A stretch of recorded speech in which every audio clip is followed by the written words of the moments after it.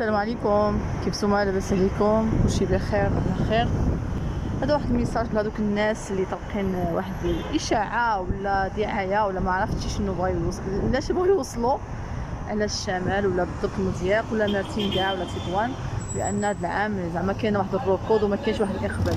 انتم كتشوفوا هذه الطريق الرئيسيه، المدخل الرئيسي ديال مدينه المضيق، وكاين واحد المدخل اخر من فوق حتى هو راه عامر.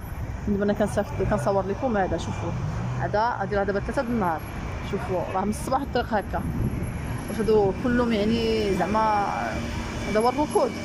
الحمد لله هذا العام كيف الاعوام اللي فاتت، الحمد لله كاين اقبال، كاين الناس جاو مرحبا بهم، يبغى يفوج. طبعا المغرب راه بلادنا كاملين، ومرحبا بكم المضيق. وبالنسبه للكرا وداك الشيء الاثمنه راه مناسبه بالنسبه لشهر 7 وشهر 8، كيف يعني ماشي داك الغلاء اللي